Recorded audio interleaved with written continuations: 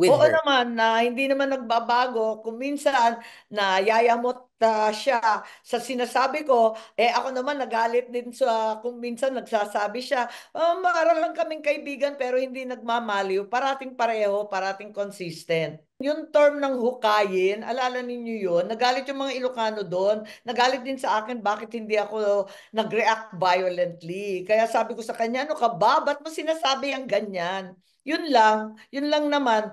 Pero sa kabila nun, parang sinisisi ko rin ang sarili ko kasi parang